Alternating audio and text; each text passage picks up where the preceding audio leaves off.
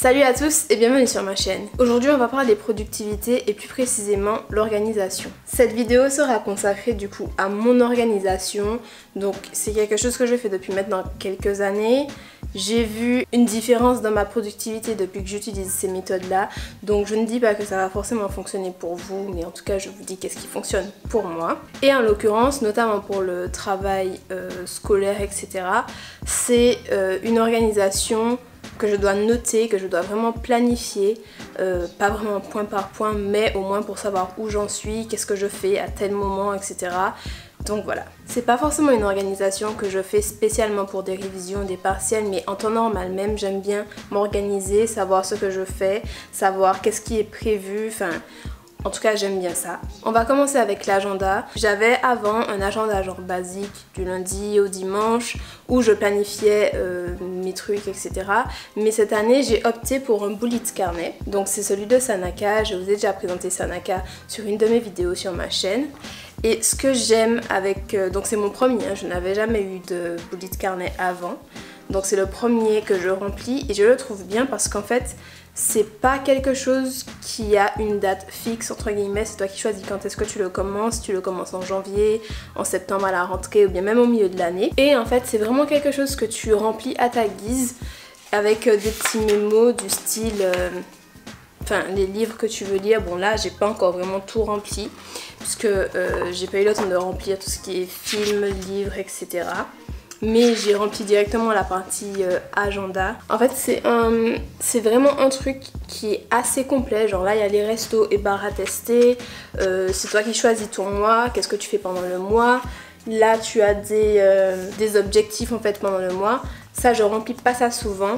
Ça j'avais commencé à remplir le planeur du mois, mais au final j'ai repris mon ancienne méthode que je vous présenterai tout à l'heure. Et moi donc j'ai commencé mon bullet carnet en septembre, donc lors de ma rentrée. Mais dans ma liste de to-do list en général c'est mes bonnes résolutions ou bien mes objectifs de la semaine. J'ai aussi un code couleur, tout ce qui est en bleu foncé c'est par exemple des choses à faire dans la vie de tous les jours. Tout ce qui est rose par exemple c'est quand je dois me rendre quelque part. Ce qui est en rouge c'est mes examens, etc, etc, etc. Je vais pas vous faire tout mon code couleur en fait parce que c'est quelque chose qui est propre à vous, c'est comment vous vous organisez, quelle couleur vous préférez pour tel événement, etc.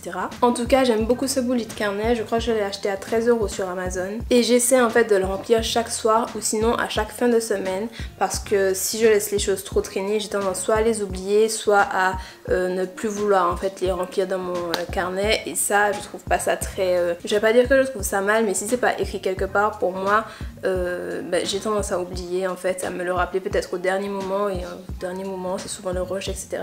Donc je préfère remplir mon carnet chaque soir ou sinon à chaque fin de semaine. Comme ça je sais tel jour j'ai telle chose de prévu, tel jour je ne peux pas faire ça parce que j'ai telle autre chose de prévu pardon le lendemain, etc. Donc voilà. Encore une fois j'ai choisi le bullet carnet mais il y a aussi des agendas tout à fait basiques, tout à fait normaux. Moi j'ai voulu tester le bullet carnet parce que je me suis dit que c'était quelque chose de beaucoup plus complet et au lieu d'avoir un tas de petits carnets comme ça qui traînent pour telle ou telle chose, au moins dans celui-là il y a plusieurs choses, donc mes objectifs, mes films à voir, mes livres à lire, etc. Donc franchement c'est quelque chose de complet que je recommande à 100%. Pourquoi je vous ai dit que je ne remplissais pas les trackers du mois dans mon bullet carnet? Tout simplement parce que moi j'ai adopté une méthode qui est une méthode beaucoup plus entre guillemets visuelle. Donc en fait c'est le mois que je fais sur une feuille A4 blanche et en fait je remplis dans les cases ce que j'ai à faire chaque jour mais pas détaillé puisque c'est détaillé dans mon bullet carnet. Donc en général ce que je fais c'est que les gros thèmes à aborder, enfin à faire chaque jour, donc que ce soit par exemple je sais pas moi des fiches, des révisions, des présentations à préparer, etc. Je le remplis dessus, comme ça c'est plus... je sais pas, c'est comme si genre en gros j'avais la photo de ce que je comptais faire et du coup ça me motive en fait à le faire. Tandis que si c'est sur mon carnet, le temps d'ouvrir mon carnet, de regarder ce que j'ai à faire pour le mois, etc. Enfin, je sais pas, en tout cas c'est comme ça pour moi, je sais pas pour vous comment ça fonctionne, mais moi j'aime bien avoir quelque chose de vraiment visuel, de vraiment... que l'on puisse voir en fait d'un coup d'œil. Si vous n'avez pas la foi de le faire vous-même, vous pouvez aussi trouver directement sur internet des petits calendriers déjà fait, juste à imprimer. Et en fait j'ai acheté du coup, je crois que ça s'appelle un porte-bloc. Moi je l'ai acheté à Emma. En général ils en vendaient des tout seuls, mais moi j'ai dû acheter celui avec un bloc. Ça m'a coûté plus cher, ça m'avait coûté 5,50 €. Alors qu'en fait j'avais pas besoin de feuilles, j'avais juste besoin de ça en fait pour pouvoir le poser quelque part et que mon planning en fait ne s'envole pas, reste bien accroché, donc voilà. Pareil aussi sur mon porte-bloc, donc sur mon planning du mois, je respecte un code couleur, donc c'est le même que mon bullet carnet, c'est pour ne pas m'emmêler les pinceaux, c'est pour ne pas rater quelque chose, etc. Donc ce que je fais, c'est que j'écris et franchement c'est un soulagement à la fin de la journée quand tu marques que tu avais telle ou telle chose de prévu, quand tu barres parce que c'est fait. Je sais pas comment vous expliquer, mais pour moi c'est limite thérapeutique en fait, parce que je me dis que bon, cette journée-là a été productive parce que j'ai fait ci, et l'autre. Par contre, un conseil que je peux vous donner aussi, c'est de ne pas planifier beaucoup de trucs à faire dans la journée, parce que c'est frustrant en fait à la fin de la journée de vous rendre compte que vous avez planifié 10 choses et sur les 10 choses vous n'avez fait que 2. Vous voyez, donc moi ce que je fais, c'est que en général, bon, vraiment en général, j'en prévois 4 ou 5 maximum. Quand en général il y en a 2 ou 3 dans la journée, c'est déjà beaucoup et c'est déjà bien si on arrive à les faire à la fin de la journée. Pourquoi aussi je vous dis de ne pas planifier un tas de choses? Parce qu'en fait, si vous les planifiez pour le jour même et au final vous n'avez pas fini de les faire, vous les reportez au lendemain. Au lendemain, si vous avez déjà pas mal de trucs de prévus, vous n'avez pas forcément le temps de faire ce que vous deviez faire le lendemain et au final vous voyez ça s'accumule et vous avez cette impression d'être toujours en retard sur quelque chose, alors qu'au final non. Enfin, si vous planifiez des choses et que vous pouvez les faire, donc que ce soit, c'est pas grave si elles sont entre 2 et 4 choses dans la journée, mais au moins quand c'est fait à la fin de la journée, c'est bon, vous êtes reposé. Vous gardez en fait l'objectif d'avoir fait ces choses là pour aujourd'hui et demain les choses de prévues, eh ben, elles seront faites. Enfin je sais pas, ça motive plus à continuer la semaine en organisant et en barrant. En tout cas c'est comme ça que ça fonctionne pour moi, donc je sais pas. Mais du coup pour l'organisation côté pour le planeur du mois en tout cas, c'est comme ça que ça fonctionne. Et en général j'évite de planifier beaucoup de choses dans la journée parce que je sais que une journée c'est 24 heures et que voilà quoi, parfois ça sert à rien en fait de vouloir faire un tas de choses dans la journée. Il vaut mieux faire ce qu'on sait que l'on pourra faire et voilà. Ensuite pour finir mon organisation, voilà, j'ai des carnets. Alors ils sont spécifiques, on va dire, au mode de transport entre guillemets. Ça c'est en général un carnet que j'ai tout le temps sur moi parce que par exemple vous avez des je sais pas moi, des conversations téléphoniques ou bien des choses administratives à faire et quand on vous dit qu'il faut telle ou telle pièce, au lieu de les noter sur une feuille volante que vous pouvez perdre, etc., vous pouvez directement les noter sur un petit carnet. Il est pratique, je crois aussi que je l'ai acheté à Emma, pas cher hein, je crois genre 1 €. Il est pratique parce que vraiment il est petit, donc il rentre dans un sac à main, limite même dans une pochette aussi. Je l'apprécie beaucoup, d'ailleurs je marque tout et n'importe quoi dedans. Et aussi ça permet également de ne pas s'éparpiller en fait. Genre vous n'avez pas plusieurs petites notes dans votre sac, vous avez juste un carnet et dans le carnet il y a toutes vos notes. Parfois aussi quand je n'amène pas mon bullet carnet avec moi, parce que c'est rare que je l'ai dans mon sac parce que il pèse quand même un petit peu, donc quand j'ai déjà des bouquins plus l'ordi, etc., donc je ne la mets pas dans mon sac. C'est pour ça d'ailleurs que je le remplis chaque soir ou sinon à la fin de la semaine.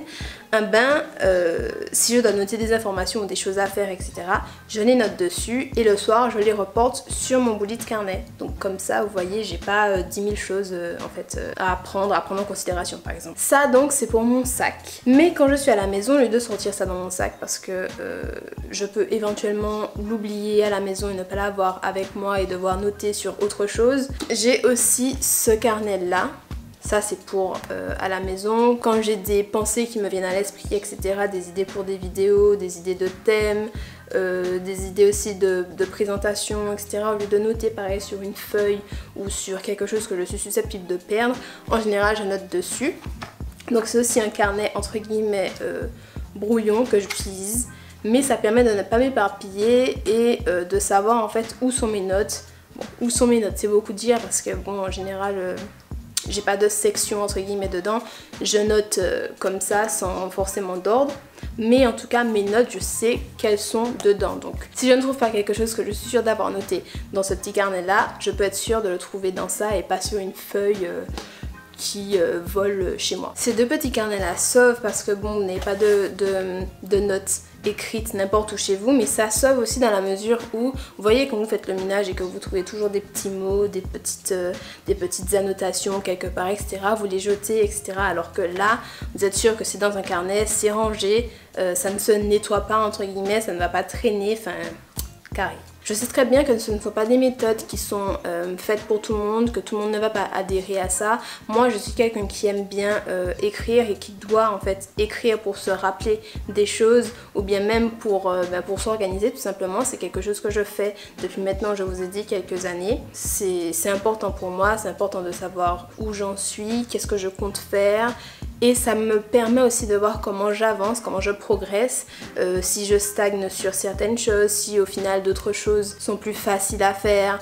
Donc pour moi, être organisé, que ce soit dans le travail, donc à l'école ou bien même dans sa vie personnelle aussi, puisque je vous ai pas dit, mais dans mon bullet carnet, je note aussi mes rendez-vous, je note aussi les anniversaires de mes proches, je note aussi à quel moment parfois même faire les courses, etc. Enfin, c'est quelque chose vraiment, oui, ça me rassure en fait de l'avoir avec moi, mais ça me rassure aussi de savoir que ce que je fais en fait, je peux le barrer et en fait ça monte ma productivité à travers donc la journée déjà, mais aussi à travers la semaine, à travers le mois et à travers l'année. Je sais très bien aussi que certaines personnes utilisent des planeurs sur leur ordinateur ou bien sur leur portable, mais honnêtement c'est pas quelque chose que, enfin je sais pas, j'aime bien le numérique mais jusqu'à un certain point. Même par exemple pour lire des livres aussi, je ne lis pratiquement jamais de livres sur l'ordinateur ou sur une tablette ou sur mon téléphone, mais j'aime bien avoir en fait cette matière, ce papier en fait, voir les lettres en fait sur du papier et non sur un écran. Pour mon organisation c'est pareil, c'est ce que j'aime faire et ça me permet aussi d'y voir clair très nettement, donc voilà. Si cette petite vidéo vous a plu, n'hésitez pas à la liker et à vous abonner à ma chaîne, ça me ferait énormément plaisir et moi je vous dis à la prochaine pour une nouvelle vidéo.